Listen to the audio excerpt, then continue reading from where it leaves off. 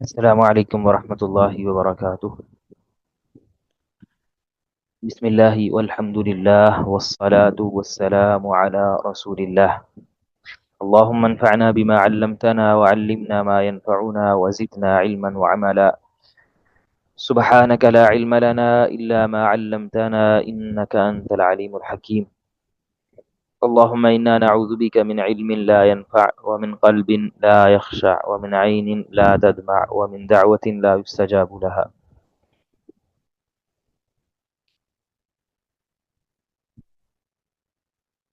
اللہ تعالیٰ کی رحمت اور اس کے فضل سے ہم یوتھ فلکس کے اس پروگرام میں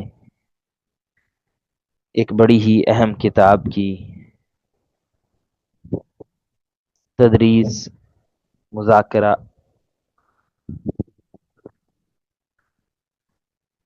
شروع کر رہے ہیں۔ یہ انشاءاللہ ماہانہ مجلس ہوا کرے گی، ہر ماہ ایک مجلس، اور اس میں ہم اسکرین پر نظر آنے والی کتاب کو انشاءاللہ مکمل کریں گے۔ اس کتاب کا نام ہے الدروس المہمہ لعامۃ الامہ، شیخ عبدالعزیز ابن عبداللہ ابن باز رحمہ اللہ کی۔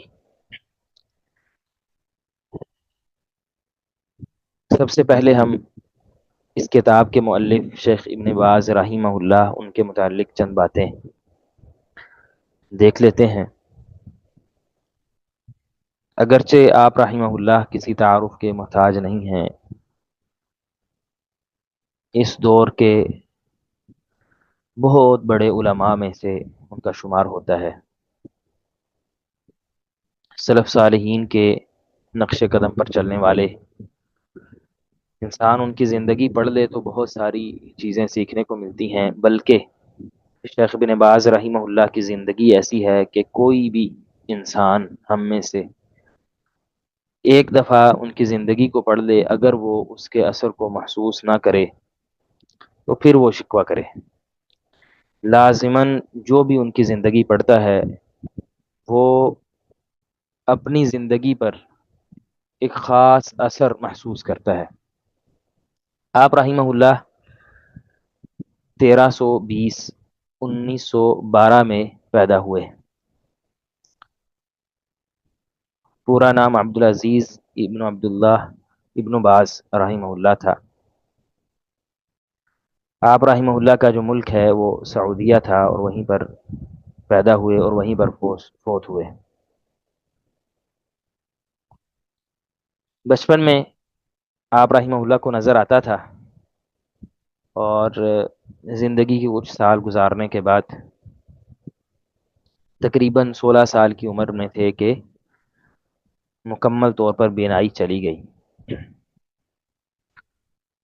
آپ رحمہ اللہ نے بچپن میں ہی قرآن مجید کو حفظ کر لیا تھا، پھر بہت سارے بڑے کبار علماء سے علم کو حاصل کیا، جن میں شیخ محمد بن عبد اللطیف بن عبد الرحمن بن حسن بن شیخ محمد بن عبد الوہاب بھی شامل ہیں۔ اسی طرح شیخ محمد بن ابراہیم بن عبد اللطیف آل شیخ یہ بھی 14 سال تک قاضی رہے، پھر اس کے بعد تدریس کی ریاض میں، اور پھر جامعہ اسلامیہ مدینہ یونیورسٹی کے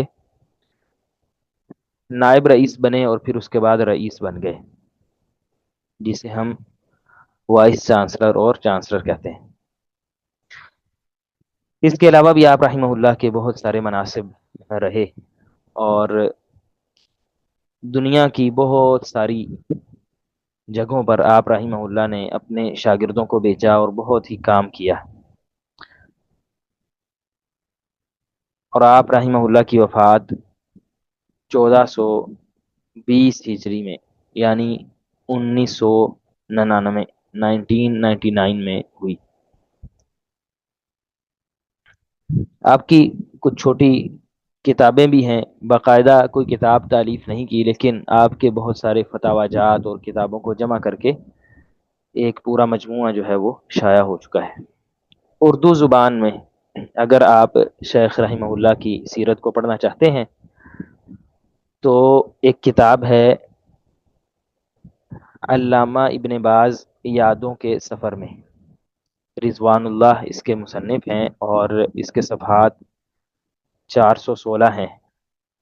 الفرقان ٹرسٹ مظفر گڑھ، وہاں سے یہ کتاب چھپی ہے، پی ڈی ایف میں آپ کو بآسانی یہ مل جائے گی۔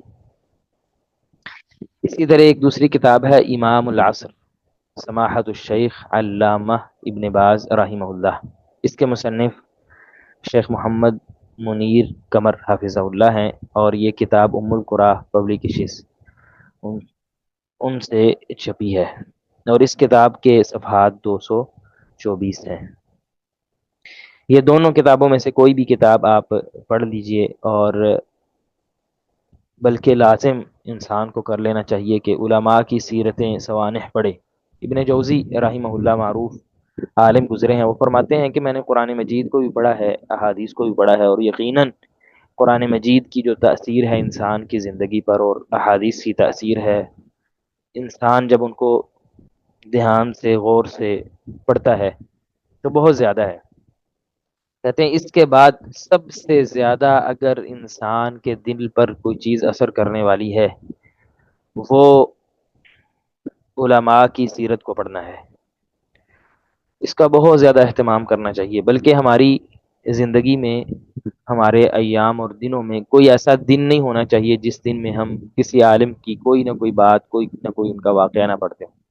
نبی کریم صلی اللہ علیہ وسلم کی سیرت، صحابہ کرام کی سیرت، اس کے علاوہ، یعنی وہ تو پڑھنی ہی پڑھنی ہے، اس کے علاوہ، کیونکہ اس سے انسان کو بہت زیادہ جو ہے وہ اہل علم اور علماء ان کی زندگیوں پر غور کرنے کا موقع ملتا ہے، اور پھر انسان ان کے نقش قدم پر چلنے کی کوشش بھی کرتا ہے۔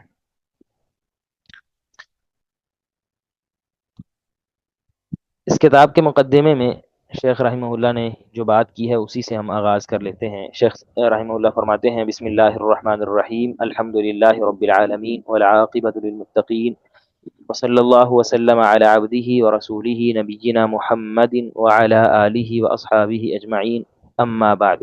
یہ خطبہ ہے، اور اس کے بعد فرماتے ہیں فہذہ کلمات موجزۃ فی بیان بعض ما یجب ان یعرفہ العامۃ عن الاسلام، وسمیتها الدروس المہمہ لعامۃ الامہ۔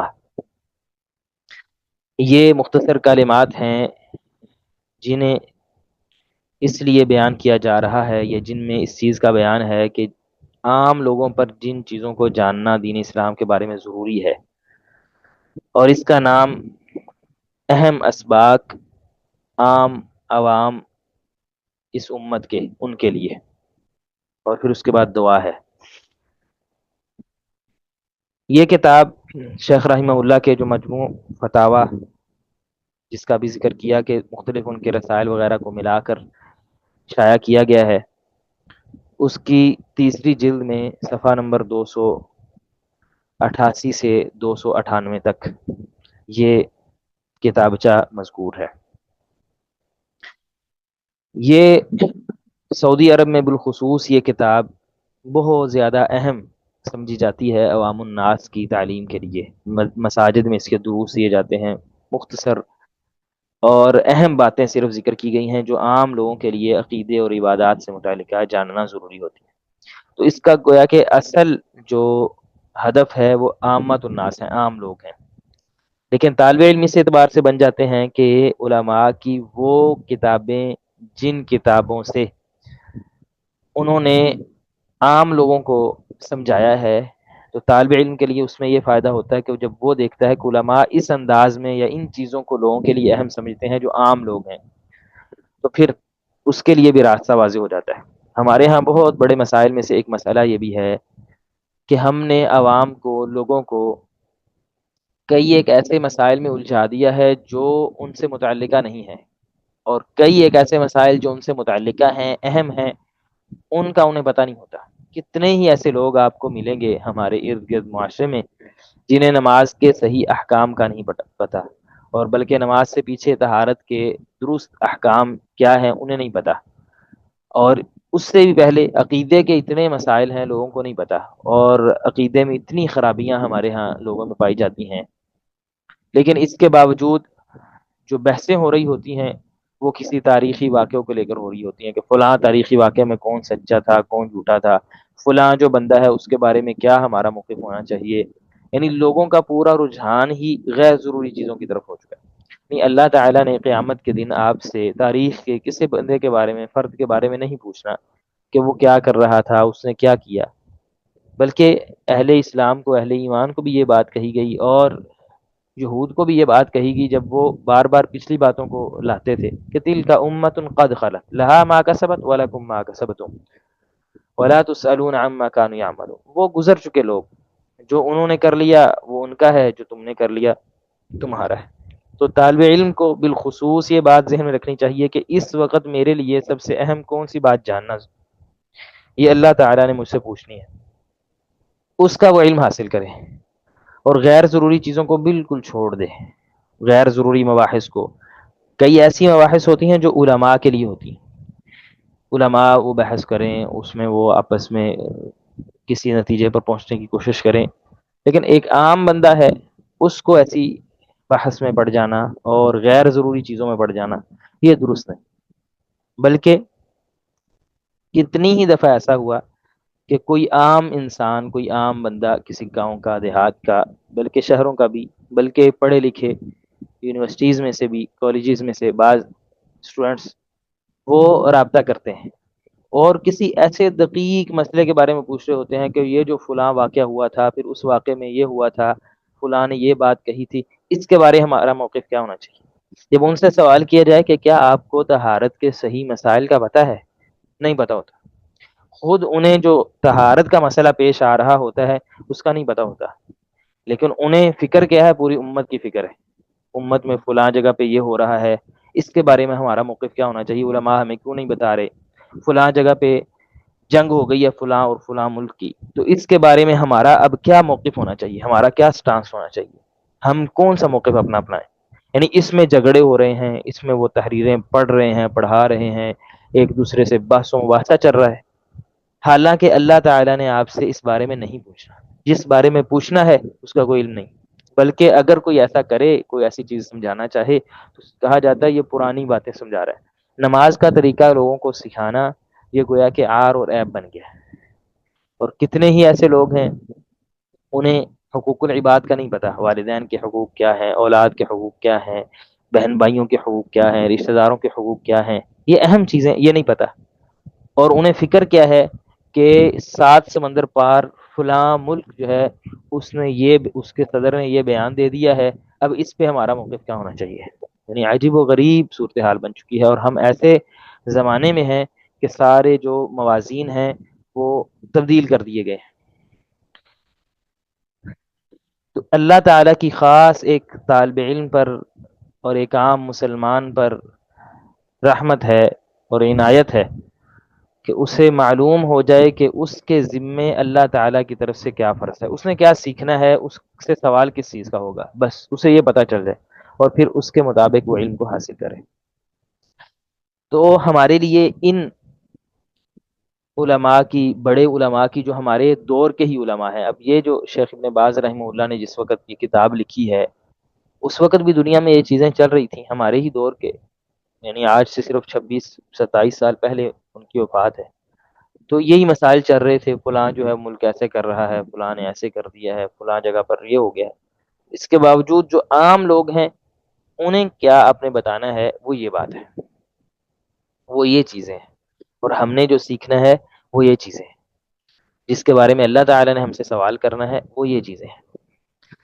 تو شیخ رحمہ اللہ اس کتاب کا بڑا اہتمام کیا کرتے تھے، اس کو پڑھایا کرتے تھے، اور بلکہ زندگی کے آخر تک ان کا اس رسالے پر بہت زیادہ جو ہے وہ اہتمام اس کے بارے میں رہا، توجہ رہی. اسی لیے جس سال آپ رحمہ اللہ کا انتقال ہوا، وفات ہوئی، تو اسی سال بعض تبدیلیوں کے ساتھ اور بعض جگہوں پہ تصحیح کے ساتھ یہ شائع ہوا تھا. بعض دروس کا اس میں اضافہ کیا گیا. یعنی اس سے معلوم ہوتا ہے کہ آخر وقت تک جس سال آپ فوت ہوئے ہیں اس سال بھی آپ نے اس کو دوبارہ سے پڑھا اور اس میں مزید چیزوں کو داخل کیا، ایڈ کیا، اور بعض چیزوں کو صحیح کیا، تصحیح کی. اس کی عربی میں کئی ایک شروحات بھی ہیں، جن میں سے شیخ عبد الرزاق البدر حفظہ اللہ جو مسجد نبوی کے مدرس ہیں ان کی شرح ہے. اسی طرح شیخ عبد الکریم الخزیر، یہ مسجد حرام اس کے مدرس ہیں، بڑے علماء میں سے ہیں، ان کی شرح ہے. اسی طرح شیخ علی ابن عبد العزیز الشبل، یہ بھی مسجد حرام کے مدرس ہیں، ان کی بھی اس پہ شرح ہے. اسی طرح احمد بن صالح بن ابراہیم الطویان، ان کا بھی حاشیہ ہے اس پر. اور اسی طرح محمد بن علی العرفج، ان کی بھی شرح ہے. یعنی یہ 4-5 شروحات ہیں. اس کے علاوہ بھی صوتی بعض شروحات جو ہیں وہ اس کی موجود ہیں. مقدمے کے بعد شیخ صاحب نے پہلا جو درس کا عنوان قائم کیا ہے، فرماتے ہیں الدرس الاول، پہلا سبق، سورۃ الفاتحہ وقصار السور، سورہ فاتحہ اور اس کے ساتھ کچھ چھوٹی صورتیں. یعنی سب سے پہلا اہتمام کسی عام مسلمان، کسی عام بندے کا وہ کیا ہے کہ قرآن مجید میں سے بعض وہ صورتوں کو یاد کرے. اس میں پھر انہوں نے آگے مزید اس کی تفصیل بتاتے ہوئے فرماتے ہیں سورۃ الفاتحہ وما امکن من قصار السور، سورہ فاتحہ اور اس کے ساتھ جو بھی چھوٹی صورتیں ممکن ہوں، من سورۃ الزلزلہ الی سورۃ الناس، سورہ زلزلہ یعنی اذا زلزلت الارض زلزالہا، یہاں سے لے کر سورہ الناس تک، تلقیناً اس کی تلقین کی جائے یعنی پڑھایا جائے، وتصحیحا للقراءۃ، ایک عام مسلمان کو قرآن مجید کی ان صورتوں کی قراءت صحیح طرح سے سکھائی جائے، وتحفیظا اور یہ حفظ کروائی جائے، وشرحا اور ان کی شرح بھی کی جائے، لما یجب فہمہ، ان میں سے جن چیزوں کو جاننا اس کے لیے ضروری ہے. اب شیخ صاحب کی یہ جو رائے ہے کہ سورہ زلزال سے لے کر سورہ ناس تک کی صورتوں کی تعلیم عوام کو دی جائے، تو یہ اس لیے کہ ان کے لیے اتنا ہی کافی ہے. ایک بالکل عام سادہ بندہ ہے تو اس کے لیے اتنا کافی ہے کہ اسے قرآن مجید کی یہ صورتیں یاد ہوں. ویسے تو قرآن مجید ساری زندگی سیکھنے سکھانے کا سلسلہ جاری رہنا چاہیے، لیکن عام بندہ ہے اسے فی الحال اپنی فرض نماز اس نے پڑھنی ہے، اس میں سورہ فاتحہ کی ضرورت ہے، پھر اس کے ساتھ اسے کوئی صورت میں لانی ہے تو یہ صورتیں وہ یاد کر لے. اور اگر تہجد پڑھنا چاہتا ہے تو اس میں بھی یہ صورتیں بار بار انہی صورتوں کو پڑھتا رہے تو یہ بھی درست ہے. جیسا کہ سیدنا قتادہ بن نعمان رضی اللہ تعالیٰ عنہ سے مروی ایک حدیث ہے کہ ایک صحابی سحری کے وقت تہجد میں قل هو اللہ احد ہی پڑھتے رہے. جب صبح ہوئی تو آپ صلی اللہ علیہ وسلم کی خدمت میں حاضر ہوئے اور آپ صلی اللہ علیہ وسلم کے سامنے اس کا ذکر کیا، اور گویا کہ وہ اس کو چھوٹا سمجھ رہے تھے کہ میں سورہ الاخلاص جو ہے اس کو ہی بار بار پڑھتا رہا اپنی ساری تہجد میں. تو نبی کریم صلی اللہ علیہ وسلم نے قسم اٹھا کے یہ بات ارشاد فرمائی کہ یہ ثلث القرآن ہے. صحیح بخاری میں یہ حدیث ہے 5014 نمبر. تو گویا کہ یہ جو صورتیں ہیں، اگر کوئی بزرگ ہے یا کوئی نوجوان بھی ایسا ہے کہ جس کا تعلق ہم دین کے ساتھ ابتدائی طور پر جوڑنا چاہتے ہیں تو اس کو اسی پر اکتفا کروا دیں، یعنی یہ صورتیں اچھی طرح سے یاد کروا کے پھر آگے جیسے جیسے آگے چیزیں ذکر ہیں مذکور ہیں ان کو پھر وہ اچھی طرح سے جانیں، ارکان اسلام کو جانیں، طہارت کے مسائل کو جانیں. یہاں پر یہ بات بھی دوبارہ سے وہی کہ بسا اوقات ہم اہم چیزوں کو چھوڑ کر غیر اہم کی طرف لگتے ہیں. اس میں سے یہ بھی ہے کہ بعض لوگوں کو یہ شوق ہوتا ہے کہ ہم نے قرآن مجید کو حفظ کرنا ہے. بہت اچھا شوق ہے اور ہونا بھی چاہیے، اور یہ اچھی بات ہے کہ ایک انسان کو قرآن مجید حفظ ہو. یا انہیں شوق ہوتا ہے کہ ہم قرآن مجید کی تفسیر پڑھیں، یہ بھی اچھا شوق ہے. لیکن وہ قرآن مجید کی تفسیر کو جب پڑھتے ہیں یا حفظ شروع کرتے ہیں تو اس میں قرآن مجید کی تفسیر میں تو قصص بھی آتے ہیں، اور پھر اس میں تو وراثت کے مسائل بھی آتے ہیں، اس میں رضاعت کے مسائل بھی آتے ہیں، اس میں طلاق اور نکاح کے مسائل بھی آتے ہیں. وہ ان میں چلا جاتا ہے، اور جب اس سے پوچھا جائے ابتدائی چیزوں کا، ارکان اسلام کے بارے میں اسے نہیں پتہ ہوتا، طہارت کے بارے میں پوچھا جائے اسے نہیں پتہ ہوتا، نماز کے کئی ایک احکامات کا اسے نہیں پتہ ہوتا. تو یہ ساری جو چیزیں ہیں یہ بالکل ایک انسان کی کم عقلی پر دلالت کرتی ہیں کہ اس نے جو اہم چیز تھی اس کو چھوڑ کے غیر اہم کی طرف متوجہ ہو گیا. اب قرآن مجید کو حفظ کرنا یہ فرض کفایہ زیادہ سے زیادہ آپ کہہ لیجئے، یعنی کہ امت میں سے کچھ لوگوں نے اس کو حفظ کر لیا تو کافی ہے، باقی سب ہر مسلمان پر اس کو حفظ کرنا فرض نہیں۔ لیکن طہارت کے مسائل کو جاننا ہر مسلمان پر فرض ہے، ارکان اسلام کو جاننا یہ ہر مسلمان پر فرض ہے، نماز کے، روزے کے یہ مسائل جاننا ہر مسلمان پر فرض ہے جو جو اسے پیش آتے ہیں، جبکہ پورا قرآن مجید حفظ کرنا یا پورے قرآن مجید کی تفسیر پڑھنا یہ ہر مسلمان پر فرض نہیں ہے۔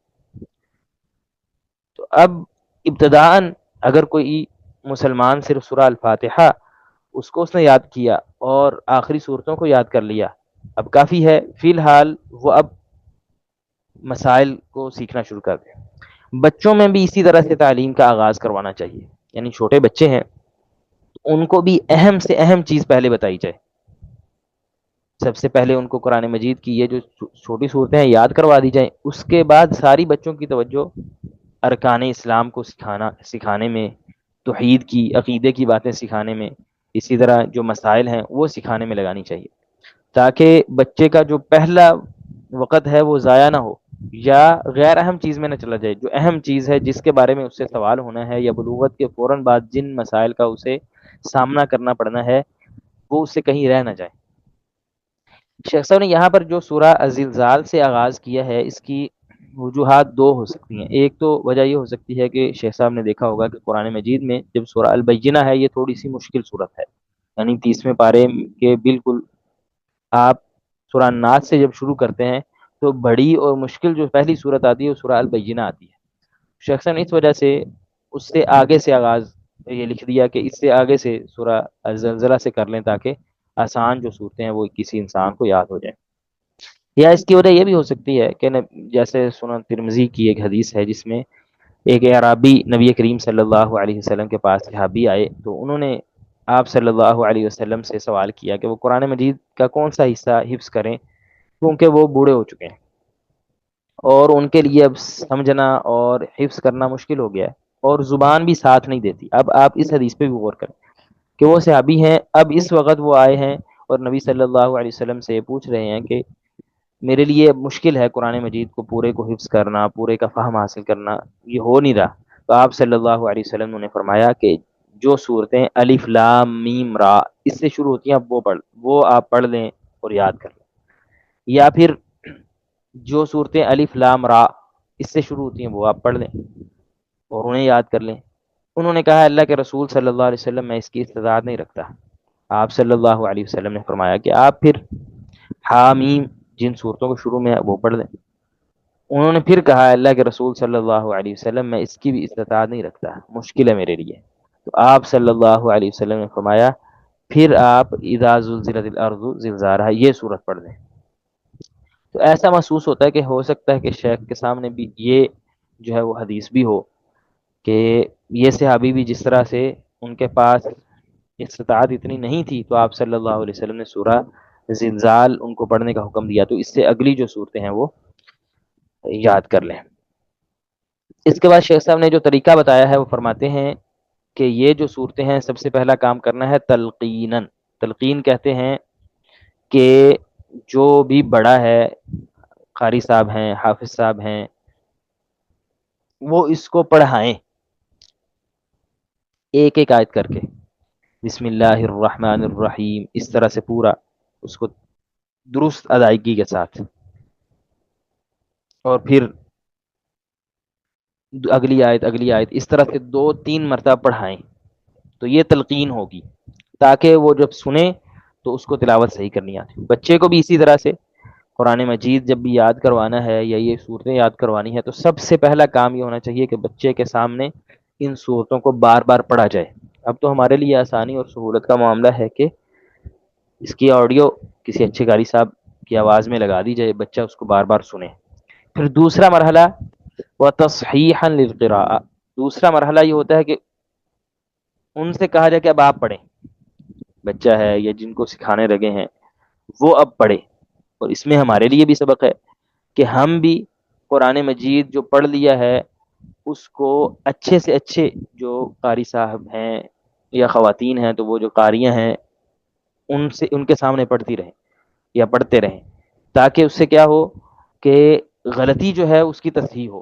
کتنی ہی دفعہ ایسا ہوتا ہے کہ قرآن مجید بچپن میں پڑھا ہوتا ہے، اس میں بہت زیادہ غلطیاں ہوتی ہیں، وہ غلطیاں ویسے ہی چل رہی ہوتی ہیں. تو وہ اس کا دوسرا مرحلہ یہ ہوتا ہے کہ انسان تصحیح کروائے اپنی، یعنی سنائے باقاعدہ اور پھر آگے سے اس کی تصحیح کی جائے. وہ تحفیظاً. پھر تیسرا مرحلہ حفظ کا آتا ہے. نہیں، پہلے آپ نے سننا ہے اچھی طرح، الفاظ کی ادائیگی کیسے ہو رہی ہے. دوسرا، پھر کسی کو سنانا ہے اور اپنی غلطیاں نکلوانی ہے، کہیں پہ مد نہیں کرنی ہے، اس کو لمبا کرنا ہے، اس کو چھوٹا کر کے پڑھنا ہے، یہ جو حرف ہے اس کا مخرج یہ ہے، اس کی یہ نہیں ہے، یہ کروا کے اس کے بعد پھر اگلا یہ دو مرحلے. تیسرا مرحلہ حفظ، جتنا یاد کرنا ہے پھر اس کو یاد کیا جائے. اور یاد کرنے کا، قرآن مجید کو حفظ کرنے کا سب سے آسان طریقہ یہ ہے کہ اس کا بہت زیادہ تکرار کیا جائے، بہت زیادہ پڑھا جائے. آپ بار بار بار بار جب ایک سورت کو پڑھتے ہیں، بار بار سنتے ہیں، تو وہ خود بخود ہی یاد ہو جاتی ہے.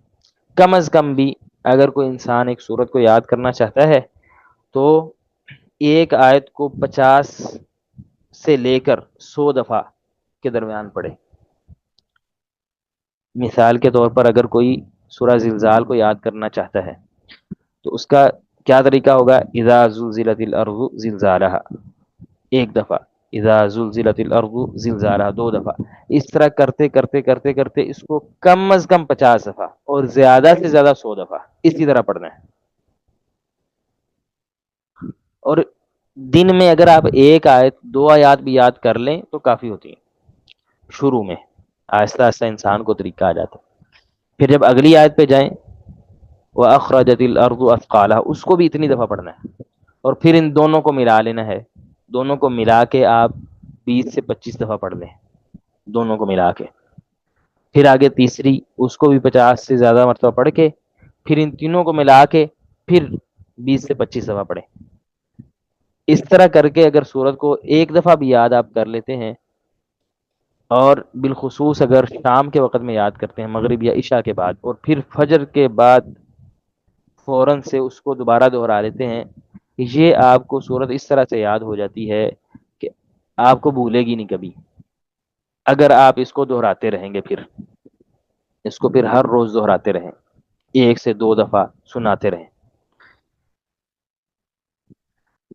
تو یہ حفظ کا آسان طریقہ ہے، اور یہ بہت سارے لوگوں نے یہ بات ذکر کی ہے کہ یہ والا جو طریقہ ہے مجرب ہے حفاظ کے لیے. جو حافظ ہیں وہ بس اوقات حافظ ہوتا ہے وہ جلدی میں ہوتا ہے. اب 50 دفعہ آیت کو پڑھنا اس کے لیے مشکل، اس کو بہت بڑا یہ لگ رہا ہوتا ہے کہ بہت مشکل ہے.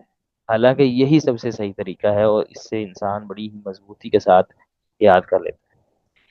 جب یہ حفظ کر لے ان صورتوں کو، پھر تیسرا مرحلہ یہ آئے گا کہ اس کی شرح کی جائے، اس کے معانی پر غور کیا جائے، اس کا فہم حاصل کیا جائے، اور ان کے مدلولات کو سمجھا جائے. سورہ فاتحہ سے ابتدا کر لی جائے، اس کو اچھی طرح سے سمجھا جائے، کیونکہ یہ قرآن مجید کی ایسی صورت ہے جو بار بار بار بار پڑھی جاتی ہے. اب آپ دیکھیے، سورہ الفاتحہ کو ہم اتنی دفعہ دن میں پڑھتے ہیں نماز کے اندر کہ اب یہ ہماری زبان پر بالکل ایسے جاری ہو گئی ہے کہ ہمیں پتہ بھی نہیں چل رہا ہوتا، دھیان کسی اور طرف بھی ہو تو سورہ الفاتحہ میں غلطی نہیں ہوتی. کیوں؟ ہم نے بہت زیادہ پڑھا. آپ تصور کریں کہ اگر آپ پورے قرآن مجید کو جو حفظ کرنا چاہتا ہے وہ اتنی دفعہ پڑھے، یا جس نے کچھ صورتیں حفظ کی ہوئی ہیں وہ ان صورتوں کو اتنی دفعہ پڑھے کہ ایک دن میں صرف فرائض میں آپ دیکھیں کہ فرض کی ہر رکعت میں آپ نے اس کو پڑھنا ہوتا ہے. فجر میں آپ نے مثال کے طور پر سنتوں کے علاوہ فرائض میں 2 دفعہ پڑھ لیا، ظہر میں آپ نے 4 دفعہ، عصر میں 4 دفعہ، مغرب میں 3 دفعہ، عشاء میں 4 دفعہ. اب اس کو جمع کریں، اتنی دفعہ آپ نے سورہ الفاتحہ کو پڑھا ہے. پھر جو سنتیں ہیں وہ الگ ہیں، پھر اگر آپ تہجد قیام اللیل کرتے ہیں وہ الگ ہیں، وتر الگ ہے. تو ایک دن میں اتنی دفعہ پڑھنے کے بعد یہ روٹین بن گئی ہے کہ وہ اب بالکل اچھی طرح سے ہمیں صورت آتی ہے. تو یہی ہمارا معاملہ جو جو صورت بھی یاد کی ہوئی ہے اس کے ساتھ ہونا چاہیے. یہاں پر یہ بات بھی ذکر کرنا اہم ہے، وہ یہ کہ قرآن مجید کی جو صورتیں یاد ہوں ان کو یاد رکھنے کا آسان طریقہ یہ ہے. بہت سارے جو لوگ ہیں وہ یاد کر لیتے ہیں پھر کہتے ہیں ہمیں بھول جاتا ہے، اب یاد نہیں رہتا. آسان طریقہ یہ ہے کہ وہ قرآن مجید کا حصہ اپنی نمازوں کے اندر اس کو مقرر کر لیں. جو مرد ہیں ان کے لیے جو سری نمازیں ہیں، ظہر ہے، عصر ہے، اسی طرح مغرب یا عشاء کی آخری جو رکعات ہیں ان میں، اور اسی طرح سنتوں میں قرآن مجید مثلا آپ نے آج ایک صفحہ شروع کیا ہے، سارا دن وہی چلنا چاہیے یا اسی سے آگے چلنا چاہیے، یا یہی صورتیں ہم مثال انہی صورتوں کی مثال لے لیتے ہیں۔ آپ نے فجر کی نماز کی پہلی رکعت میں مثلا سورہ زلزال پڑھی، دوسری رکعت میں آپ سورہ عادیات پڑھیں۔ فجر کی سنتوں میں تو جو مسنون قرات ہے وہی ہوگی، سورہ کافرون اور اخلاص۔ فرض میں آپ نے یہ دونوں پڑھنی۔ اب ظہر کی جب آپ سنتیں پڑھیں گے تو آپ آگے والی سورت سورہ القاریہ اس کو پڑھیں، پھر اگلی رکعت میں آپ اگلی صورت پہ چلے جائیں، پھر آگے فرائض فرض ہیں ظہر کے تو ان میں بھی آپ ایسے ہی، یعنی یہ ترتیب سے چلیں۔ ہر روز میں اگر کسی نے یہ صورتیں یاد کی ہیں تو ہر روز اس کی ساری صورتیں دہرائی جائیں گی، اور شام تک عشاء تک اس کی سنتیں پڑھتے ہوئے یہ ساری صورتیں مکمل ہو جائیں گی۔ اگر اس سے زیادہ حصہ ہے تو آج یہ پڑھ لیا، ہفتے بعد اگلی دوبارہ اس کی باری آ جائے گی۔ اگر زیادہ قرآن مجید یاد ہے تو مہینے بعد اس کی باری آ جائے گی، تو سال میں 12 دفعہ آپ اس کو پڑھ لیں گے نمازوں کے اندر، اور اس سے مزید جو ہے وہ پختہ ہو جائے گا۔ اور اگر اللہ تعالیٰ توفیق دیں تو انسان جو ہے وہ تہجد پڑھے، اس میں اپنے قرآن مجید کے اس حصے کو ضرور جو ہے وہ دہرا لے اور اس کو پڑھ دے۔ اس سے بھی جو ہے وہ یہ قرآن مجید کو یاد رکھنے کا سادہ اور آسان طریقہ ہے کہ آپ قرآن مجید کو اس طرح سے اپنی نمازوں کے اندر رکھ لیں۔ اور خواتین کے لیے تو اس میں ہے کہ ان کے لیے ساری نمازیں ہی چونکہ انہوں نے گھر میں پڑھنی ہوتی ہیں، جہری نماز ان کی کوئی نہیں ہوتی، تو ان کو کوئی مشکل ہو تو ان کے لیے زیادہ آسانی ہو جاتی ہے اس میں، اس طرح سے اس کو کرنا چاہیے۔ آگے ہم وقت ہمارے پاس تھوڑا ہے، سورہ الفاتحہ کو دیکھتے ہیں اور اس کا مختصر جو تعارف ہے اور تفسیر ہے اس کو دیکھ لیتے ہیں۔ قرآن مجید شروع کرتے وقت اعوذ باللہ من الشیطان الرجیم یہ ہم پڑھتے ہیں کہ میں شیطان مردود سے، جو اللہ تعالیٰ کی طرف سے دھتکار دیا گیا ہے، مرجوم ہے، اس سے پناہ مانگتا ہوں اور اللہ تعالیٰ کی پناہ میں آتا ہوں۔ یہ انسان اللہ تعالیٰ کی پناہ جو ہے وہ حاصل کرتا ہے قرآن مجید کو پڑھنے سے پہلے۔ تو یہ جو اللہ تعالیٰ کی پناہ ہے یہ کئی ایک مواقع پر ہمیں حکم دیا گیا ہے۔ ایک تو قرآن مجید پڑھنے سے پہلے، جیسے کہ اللہ تعالیٰ فرماتے ہیں فَإِذَا قَرَأْتَ الْقُرْآنَ فَاسْتَعِذْ بِاللَّهِ مِنَ الشَّيْطَانِ الرَّجِيمِ، بس جب آپ قرآن مجید کی قراءت کریں تو آپ شیطان سے اللہ تعالیٰ کی پناہ جو ہے وہ مانگ لیں۔ دوسرا، اگر کوئی وسوسہ آ جائے اور دل میں شیطان کوئی بری بات ڈال دے، اس وقت بھی اعوذ باللہ استعاذہ یہ پڑھنا اس کا حکم ہے، جیسا کہ اللہ تعالیٰ فرماتے ہیں وَإِمَّا يَنزَغَنَّكَ مِنَ الشَّيْطَانِ نَزْغٌ فَاسْتَعِذْ بِاللَّهِ إِنَّهُ سَمِيعٌ عَلِيمٌ۔ جب بھی شیطان کوئی آپ کے دل میں وسوسہ ڈالے، کوئی پریشانی کا باعث بنا دے، تو آپ فوراً سے اعوذ باللہ پڑھیں۔ اور یہ جو شیطان ہے اس کا جو وسوسہ ہے کئی ایک طرح سے ہوتا ہے، کبھی تو انسان کے دین کے بارے میں وسوسہ ڈالتا ہے، کبھی کسی گناہ کا وسوسہ ڈال دیتا ہے کہ فلاں گناہ تم نے نہیں کیا، تم سے وہ گناہ کرواتے ہیں، یہ بھی وسوسہ ہوتا ہے۔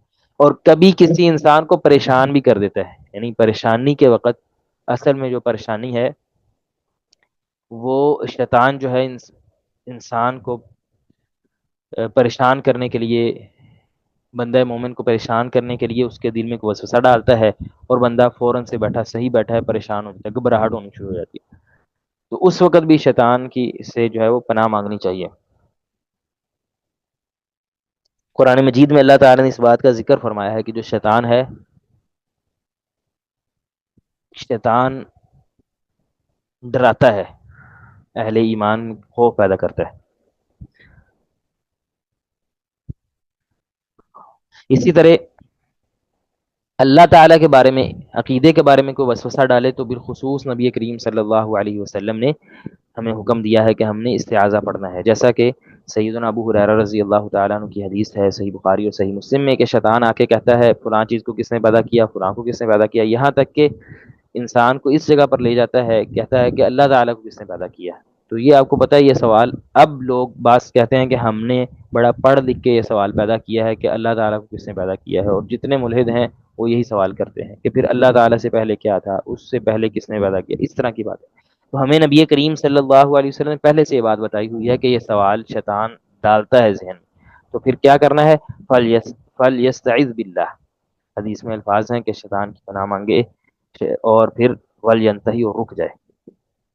اسی طرح نماز میں اگر شیطان انسان کو پریشان کرتا ہے، یعنی اس کی رکعتیں اس کو بلا دیتا ہے، دھیان نماز میں نہیں رہنے دیتا، نماز میں دھیان بھٹکا دیتا ہے، تو ایسی صورت میں بھی نبی کریم صلی اللہ علیہ وسلم نے جو استعاذہ ہے، اعوذ باللہ ہے، یہ پڑھنے کی ہمیں ترغیب دی ہے، جیسا کہ صحیح مسلم میں سیدنا عثمان بن ابی العاص رضی اللہ تعالیٰ عنہ کی حدیث ہے، جس میں آپ صلی اللہ علیہ وسلم سے ایک صحابی نے آ کے، بلکہ انہوں نے ہی آ کے، عثمان بن ابی العاص رضی اللہ تعالیٰ عنہ نے شکایت کی کہ شیطان اس طرح سے آتا ہے، میری نماز خراب کرتا ہے، تو آپ صلی اللہ علیہ وسلم نے فرمایا جب آپ کو یہ محسوس ہو فتعوذ باللہ منہ، تو آپ اللہ تعالیٰ کی پناہ مانگیں گے اس سے، تین وطفل عن یساری کا ثلاثن، اور 3 دفعہ اپنی بائیں طرف تھکار دیں گے۔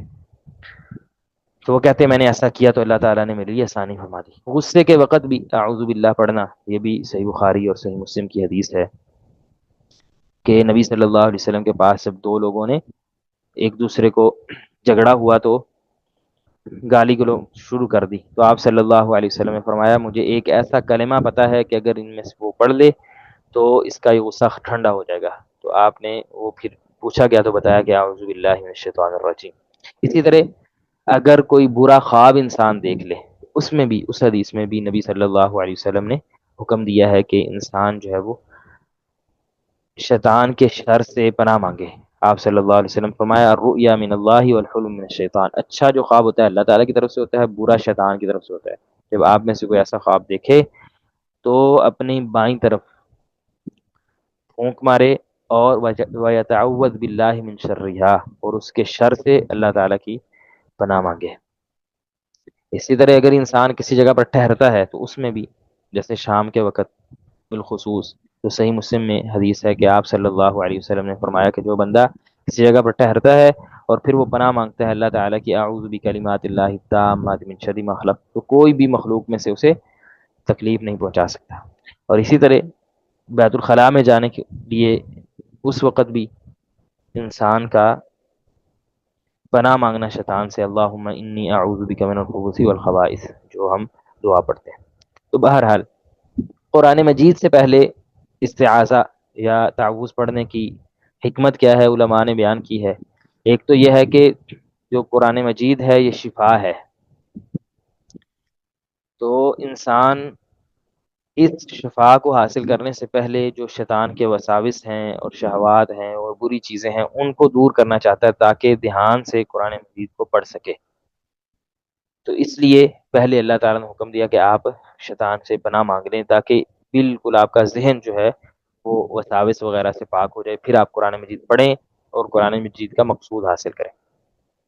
اور اسی طرح یہ بھی بعض علماء نے حکمت بیان کی کہ چونکہ فرشتے قریب آ جاتے ہیں جب انسان قرآن مجید کو پڑھتا ہے،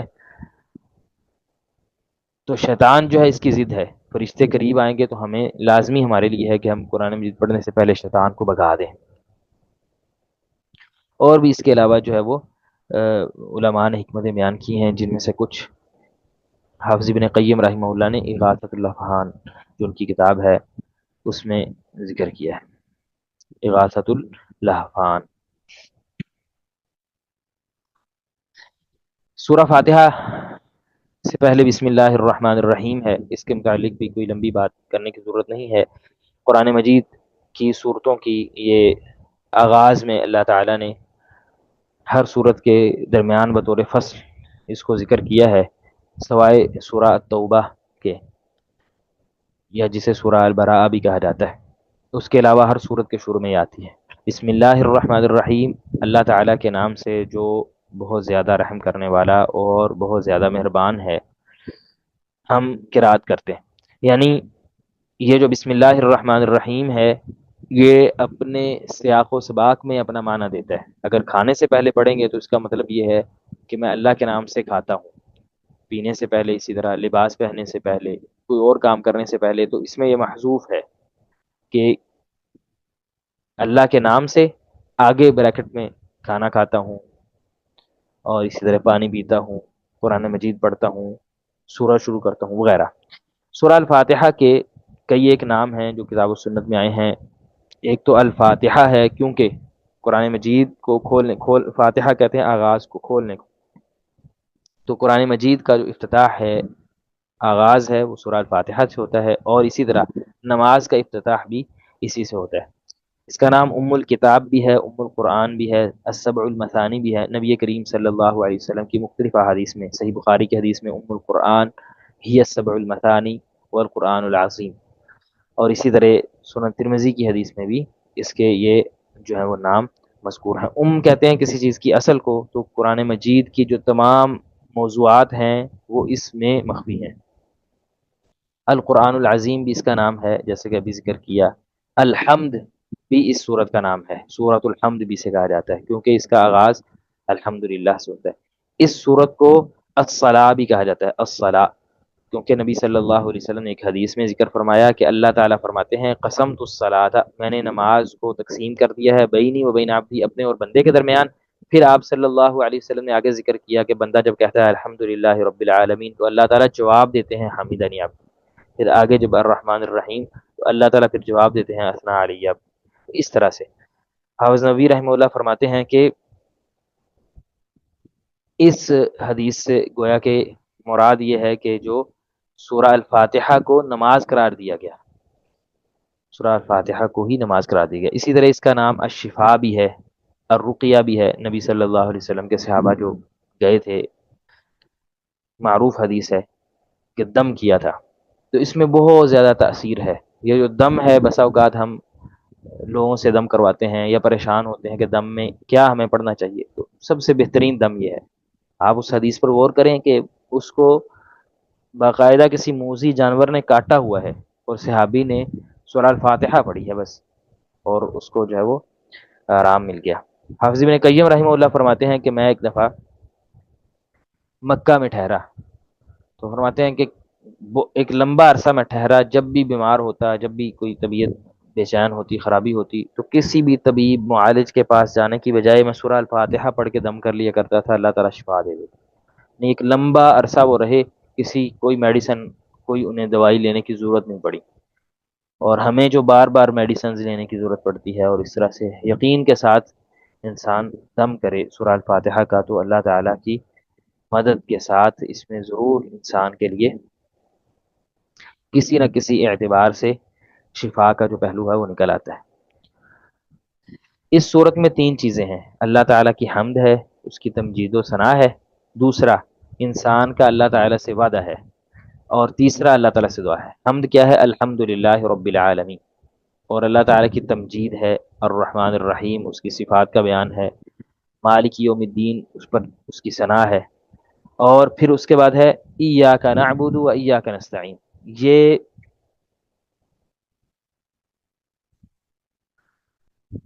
دعا ہے، ایاک نعبد و ایاک نستعین، یہ بندے اور اللہ تعالیٰ کا عہد ہے، یہ کس طرح عہد ہے کہ اے اللہ ہم تیری ہی عبادت کرتے ہیں اور تجھ ہی سے مدد مانگتے ہیں۔ یہ کیا ہے؟ یہ عہد ہے انسان کا اللہ تعالیٰ سے، وعدہ ہے۔ اور پھر آگے کیا ہے؟ اہدنا الصراط المستقیم صراط الذین انعمت علیہم غیر المغضوب علیہم ولا الضالین، یہاں تک یہ دعا ہے۔ الحمدللہ، یہ اللہ تعالیٰ نے خبر دی ہے کہ تمام تر حمد اللہ تعالیٰ کے لیے ہے۔ الحمد میں الف لام استغراق کا ہے، استغراق کہتے ہیں ہر طرح کی جو بھی کوئی تعریف ہو سکتی ہے یا کی جا سکتی ہے، وہ صرف اللہ تعالیٰ کے لیے ہی ہے، کسی اور کے لیے نہیں ہے۔ اور اس میں حکم بھی ہے، یعنی یہ ہے تمام تر حمد اللہ تعالیٰ کے لیے ہے، اور اس میں حکم بھی ہے کہ آپ بھی اللہ تعالیٰ کی حمد بیان کریں۔ قرآن مجید میں اللہ تعالیٰ نے ہمیں حکم بھی دیا، بلکہ نبی کریم صلی اللہ علیہ وسلم کو مخاطب کر کے کہا وَقُلِ الْحَمْدُ لِلَّهِ سَيُرِيكُمْ آيَاتِهِ فَتَعْرِفُونَهَا، اے نبی کریم صلی اللہ علیہ وسلم آپ کہیں الحمدللہ۔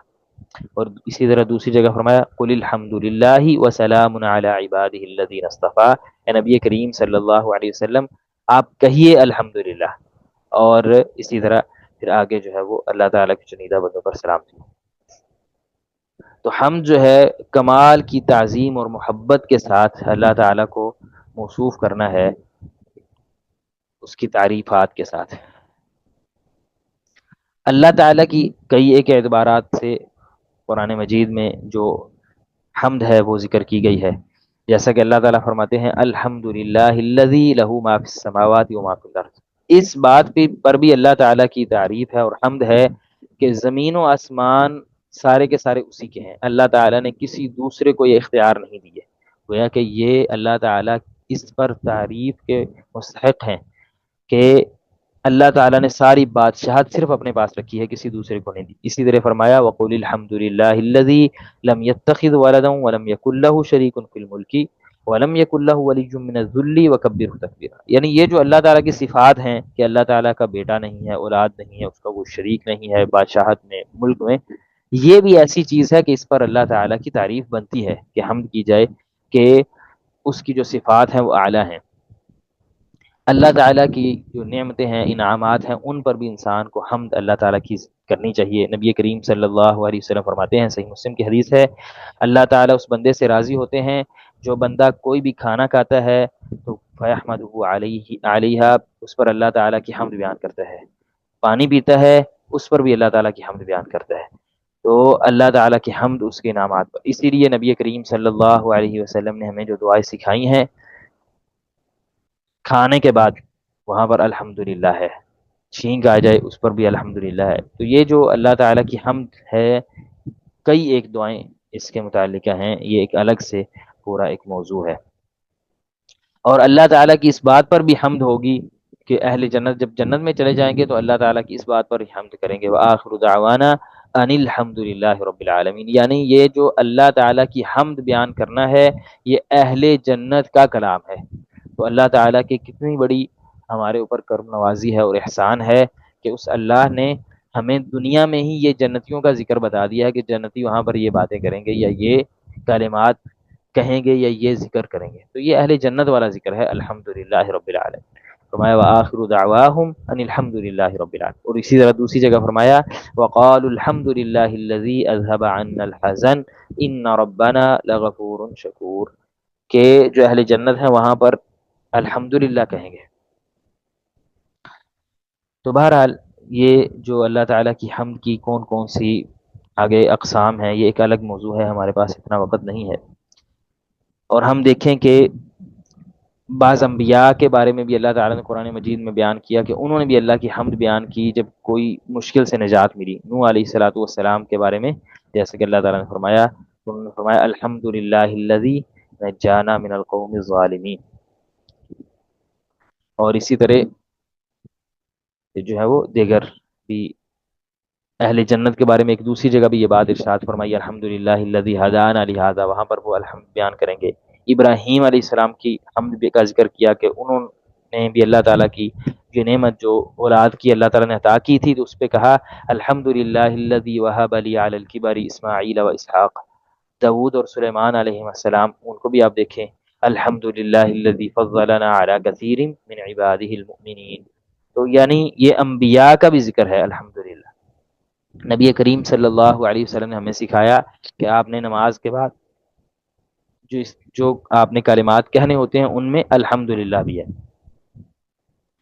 تو اللہ تعالیٰ کی حمد جو ہے یہ انسان کو بیان کرنی چاہیے۔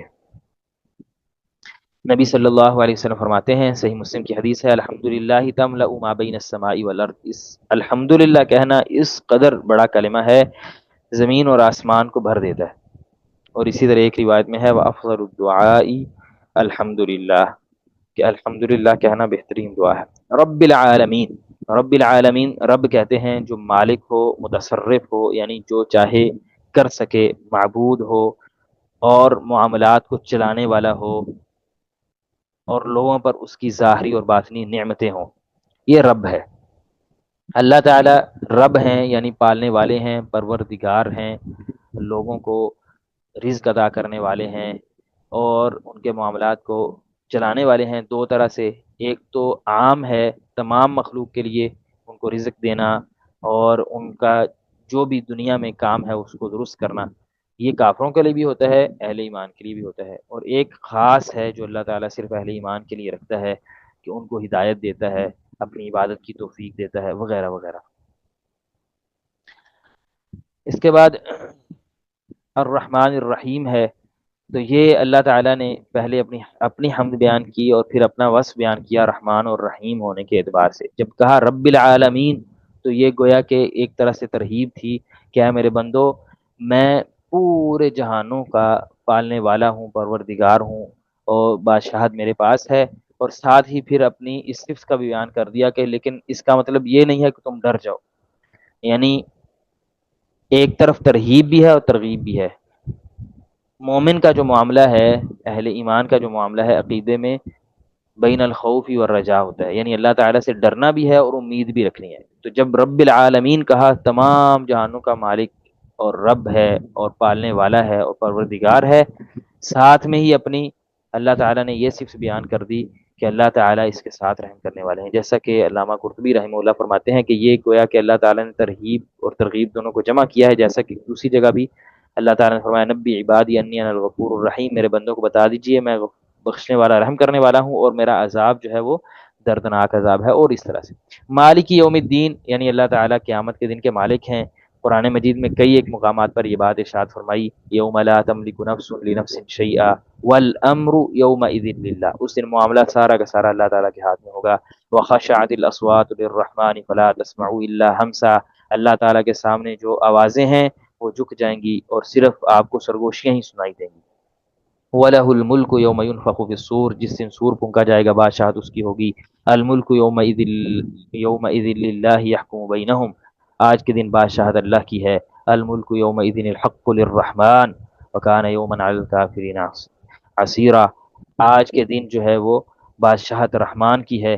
یوم ہم بارزون لا یخفی علی اللہ منہم شیء لمن الملک اليوم، اللہ تعالیٰ پوچھیں گے اس دن آج بادشاہت کس کی ہے، تو پھر اس میں جواب دیا جائے گا للہ الواحد القہار، اللہ واحد القہار کے لیے۔ ایاک نعبد و ایاک نستعین اہدنا الصراط المستقیم صراط الذین انعمت علیہم۔ ایاک نعبد و ایاک نستعین، یعنی کہ اے اللہ ہم تیری ہی عبادت کرتے ہیں، توکل تجھ پر رکھتے ہیں، اطاعت تیری کرتے ہیں، اور اپنی ساری توجہ تیری طرف ہی مرکوز رکھتے ہیں، ساری محبت بھی تیرے ساتھ ہے اور عبادت بھی صرف تیری ہے، اور اپنے تمام کاموں کو تیرے سپرد کرتے ہیں، یعنی اللہ تعالیٰ سے مدد بھی مانگتے ہیں۔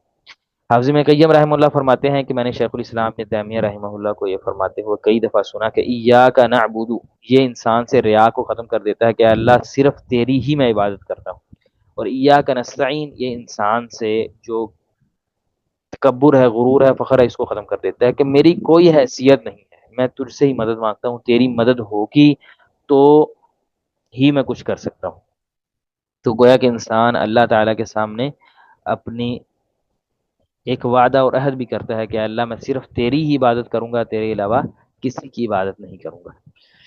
اور وَإِيَّاكَ نَسْتَعِينُ، استعانت، مدد طلب کرنا، یہ صرف اے اللہ تجھ سے ہی مدد طلب کروں گا، کسی اور سے نہیں کروں گا۔ نبی کریم صلی اللہ علیہ وسلم نے ایک حدیث میں صحابی کو وصیت کرتے ہوئے فرمایا وَإِذَا اسْتَعَنْتَ فَاسْتَعِنْ بِاللَّهِ، جب بھی مدد مانگنی ہے تو اللہ تعالیٰ سے مانگنی ہے۔ اور جب انسان مدد مانگ رہا ہوتا ہے، استعانت، تو اس میں دو چیزیں ہوتی ہیں۔ پہلی یہ ہوتی ہے کہ انسان اس بات کا اقرار کر رہا ہوتا ہے کہ اے اللہ میں جو تیری عبادت کر رہا ہوں یہ بھی میں اپنی قوت سے، طاقت سے نہیں کر رہا ہوتا، اے اللہ تیری مدد آتی ہے، توفیق ہوتی ہے تو ہی میں یہ تیری اطاعت کے کام جو ہے وہ کر سکتا ہوتا ہوں۔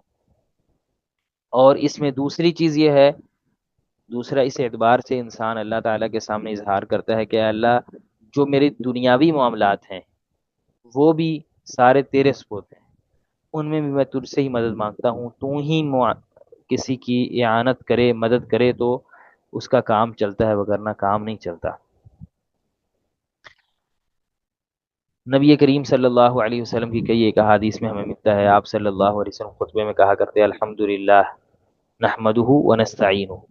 اسی طرح سیدنا معاذ رضی اللہ تعالیٰ عنہ کو آپ صلی اللہ علیہ وسلم نے یہ بات یا دعا سکھائی، اللہم اعنی، یا بعض روایت میں ربی اعنی علی ذکرک و شکرک و حسن عبادت، اے اللہ اپنے ذکر پر، اپنے شکر پر اور اپنے خوبصورت عبادت پر میری مدد فرما، تو مدد فرمائے گا تب ہی میں تیری عبادت کر سکوں گا۔ نبی کریم صلی اللہ علیہ وسلم سے اس کے علاوہ بھی جو ہے وہ استعانت کے متعلق احادیث مروی ہیں۔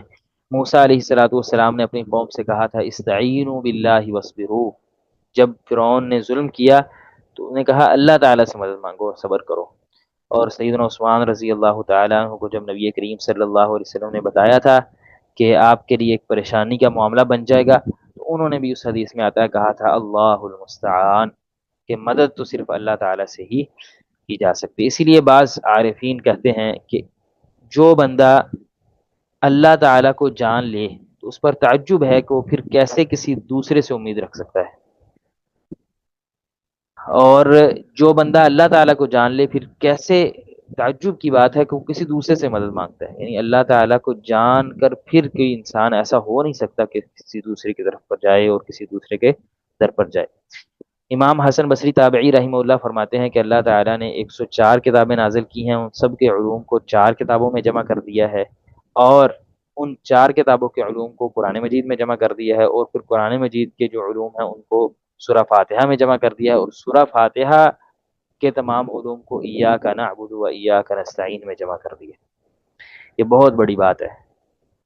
شیخ الاسلام ابن تیمیہ رحمہ اللہ نے کئی ایک مقامات پر ان سے یہ نقل کیا ہے یہ بہت، اور اس کی تشریح کی ہے کہ کس طرح سے تمام آسمانی کتابوں کا خلاصہ آگے ہو جاتا ہے اس لفظ میں یا اس جملے میں ایاک نعبد و ایاک نستعین۔ اس پہ انسان بہت لمبی بات کر سکتا ہے۔ اہدنا الصراط المستقیم، اے اللہ ہمیں سیدھے راستے کی ہدایت دے، اور اس سے مراد سیدھے راستے سے مراد دین بھی ہے، نبی کریم صلی اللہ علیہ وسلم کا راستہ بھی ہے۔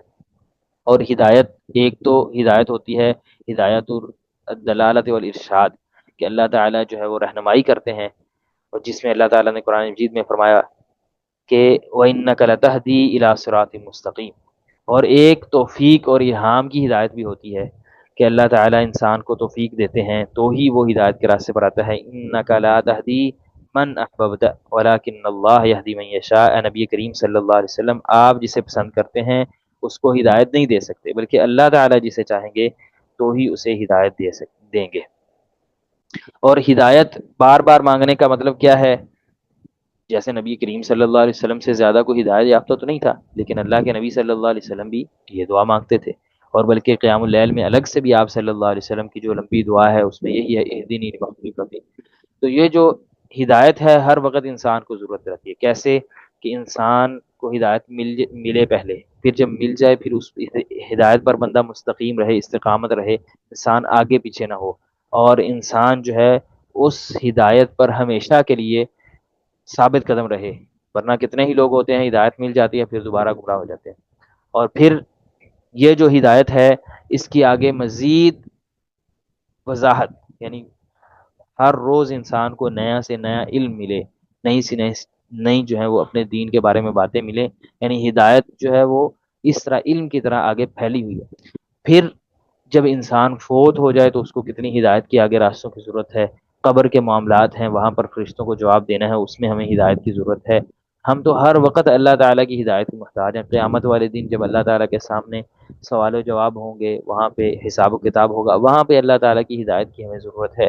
پھر اللہ تعالیٰ سے جب حساب و کتاب کر لیں گے تو پھر انسان نے جو صراط سے گزرنا ہے، پل صراط سے گزرنا ہے، وہاں پر اللہ تعالیٰ کی ہدایت کی ضرورت ہے۔ اور پھر اسی طرح جنت میں جو ہے وہ پہنچنے تک ہر وقت، جنت میں جا کے بھی ہر وقت جو انسان ہے وہ اللہ تعالیٰ کی ہدایت کا محتاج ہے۔ اس لیے بار بار اللہ تعالیٰ اہدنا الصراط المستقیم، اہدنا الصراط المستقیم، اس کو بار بار انسان جو ہے وہ پڑھتا ہے۔ اور عام بھی زندگی کے اندر کبھی کوئی مشکل وقت پیش آ جائے اور سمجھ نہ آ رہی ہو تو انسان اس دعا کو کرے تو ضرور اللہ تعالیٰ راستہ کھول دیتے ہیں۔ نبی کریم صلی اللہ علیہ وسلم کی کئی ایک دعائیں ہمیں اس سلسلے میں ملتی ہیں۔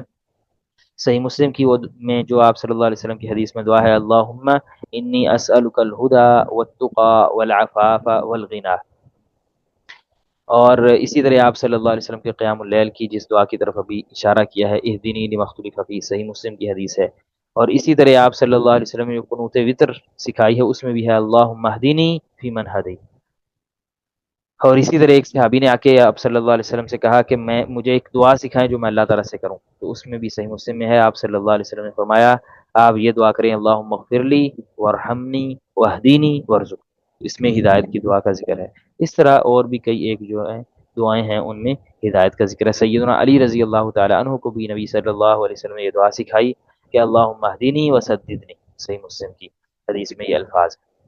صراط الذین انعمت علیہم، جن لوگوں پر تو نے انعام کیا ان کا راستہ، وہ کون سے ہیں؟ انبیاء ہیں، صدیقین ہیں، شہداء اور صالحین ہیں، جیسا کہ اللہ تعالیٰ نے دوسری آیت میں اس کی وضاحت فرما دی، من یطع اللہ والرسول فاولئک مع الذین انعم اللہ علیہم من النبیین والصدیقین والشہداء والصالحین وحسن اولئک رفیقا۔ تو ہم دعا کرتے ہیں اللہ تعالیٰ سے کہ اے اللہ ہمیں سلف صالحین یعنی صحابہ، تابعین، تبع تابعین، محدثین، انہی کے راستے پر رکھ، کیونکہ یہی راستہ ہدایت کا ہے اور یہی جنت کا راستہ ہے۔ غیر المغضوب علیہم ولا الضالین، اس میں وہ لوگ شامل ہیں جن پر اللہ تعالیٰ کا غضب ہوا اور جو گمراہ ہوئے، اور حدیث کے مطابق جو مغضوب علیہم جن پر غضب ہوا وہ یہودی ہیں۔ قرآن مجید میں اس کا ذکر ہے، اللہ تعالیٰ نے قرآن مجید میں ذکر فرمایا کہ یہودیوں پر اللہ تعالیٰ کا غضب ہوا، غضب اللہ علیہم ولعنہم، اور اسی طرح فباؤوا بغضب من اللہ اور فباؤوا بغضب علی غضب سورہ البقرہ میں۔ تو یہ کون ہے؟ یہودی ہیں جن پر غضب ہوا، اور نصارہ عیسائی جو گمراہ ہوئے تو یہ بھی قرآن مجید میں ہے، ضلوا کثیرا واضلوا عن سواء وضلوا عن سواء السبیل، یہ بھی قرآن مجید میں ذکر ہے کہ یہ گمراہ ہوئے۔ اور حدیث میں سنن ترمذی کی حدیث میں نبی صلی اللہ علیہ وسلم نے یہ بات وضاحت کے ساتھ فرما دی، الیہود مغضوب علیہم والنصارى ضالون، کہ یہودی مغضوب علیہم ہیں اور نصارہ جو ہیں وہ گمراہ ہیں۔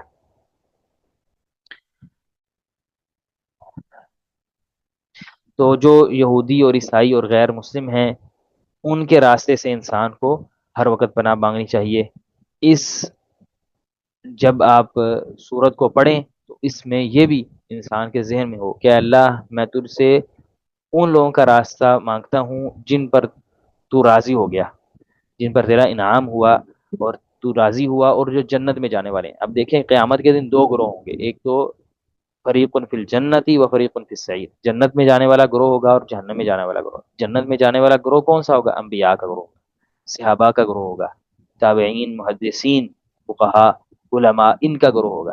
تو ہمیشہ دنیا میں جو ان کے ساتھ رہے گا وہی جنت میں ان کے ساتھ ہوگا۔ ایسا نہیں ہوگا کہ کوئی بندہ دنیا میں کہے کہ میں صحابہ کرام کا دشمن بن کے رہوں اور میں ہمیشہ وہ بات کروں جو علماء، محدثین، فقہاء نہیں کرتے، ان کے خلاف کھڑا ہو جاؤں دنیا میں، اور آخرت میں اللہ تعالیٰ مجھے ان کے ساتھ کھڑا کر دے۔ ایسا نہیں ہے، جیسے آپ دنیا میں رہیں گے ویسے ہی آپ آخرت میں۔ تو اللہ تعالیٰ سے انسان کو دعا مانگتے رہنا چاہیے۔ اسی طرح ہدایت کے ساتھ فوراً یہ ذکر ہے، ورنہ ہدایت میں یہ بات آ گئی تھی لیکن الگ سے اس کا ذکر کیوں ہے؟ اب دیکھیں جو نیک لوگوں کا راستہ ہے وہ ہدایت میں آ گیا تھا، مانگ لیا تھا ہم نے، ہدایت ہی صحابہ کرام کے پاس تھی، ہدایت ہی علماء محدثین کے پاس تھی، لیکن الگ سے اس کا کیوں ذکر کیا؟